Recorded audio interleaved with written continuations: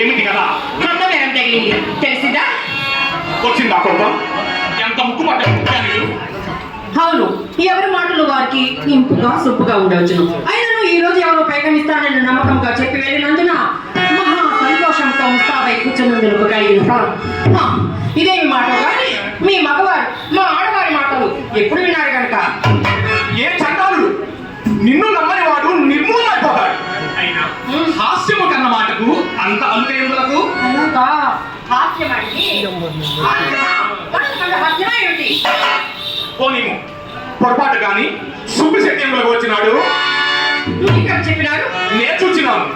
వీధికి మమ్మల్ని వచ్చినచో మీ అమ్మ కంటపడవలసి వచ్చునని పెద్దలు పెరటగుమ్మను వచ్చేసరికి అతను తలుపు తెచ్చుకుని ఆ పాటను నన్ను చూచి అతను చూచి నేను తెల్లబోయినా అంతలో అతని కనుమానము కనుగొన్న ఊరున్నట్లు ఓడికమలాడుచు కొంత దూరము వెంట వెళ్ళిన సుబ్బశెట్టి సాధారణంగా పూజలను నిజం చెప్పడు.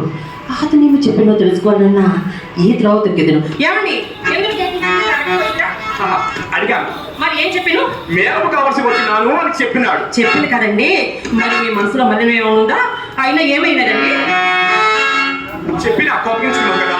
కోపం ఎందులో కండి? నా ఎందు ఏమైనా పాపం ఉండిను కదా. ఇదిగో ఇప్పుడు చెప్తున్నా విను.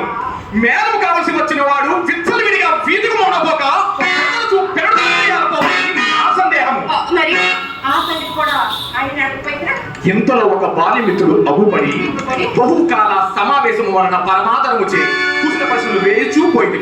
అందువలన అల్లుటకు అవకాశం లేకపోయింది. అట్లయినా నేనే చెప్పిన ఆలోచించండి.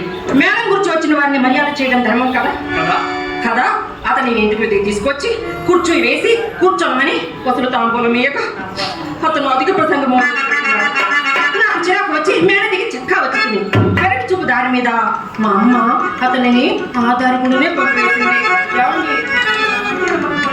నడిచిన సంగతి మాత్రం ఇదేనండి. నీ మాట వేదముగా నేను ఎప్పుడు నమ్మలేదు. నీవు నాతో నడుసంత అబద్ధమానవని నా నమ్మకము. మీతోడనే కాదండి, నేను ఎవరితోడను అబద్ధములాడను. అయినను చింతామణి ఈ కులంలో పుట్టవలసింది కాదని చిన్నలు పెద్దలు సాగించడానికి ఇదే కదా కారణం. మాత్రం ఎన్ని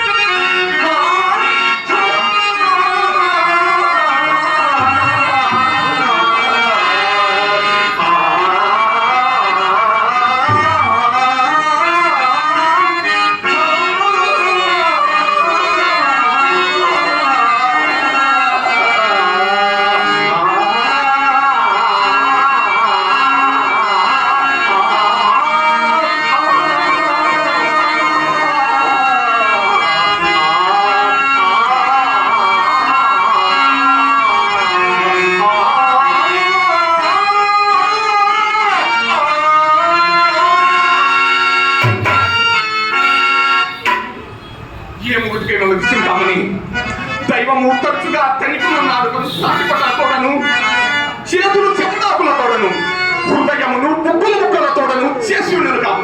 అవును, ఇదంతా చావు కబురు చల్లగా చెప్పటకు కావాలంటేనా? ఇప్పటికింతే కానీ 2-3 దినములలో తప్పక సానుకూలపడగలరు. ఎప్పటి పాట మీద దిగినది ఇప్పటి వరకు రేపు ఆ రేపులకి ఇప్పుడు 2 మాట శాంతముగా వెనుక మండిపడిన నేనేమి చేయదును. ఇప్పటికి 20 దినముల నుండి విని నా ప్రాణం విసిగినది. ఇక నేను వినలేదు. మధ్యాహ్నం మీరు వెళ్ళిన మొదలు మా అమ్మ పెట్టిన కొత్తకు నేను కనుక బ్రతికి తిని మరి యొక్క ఆడదైతే ఏ ముందో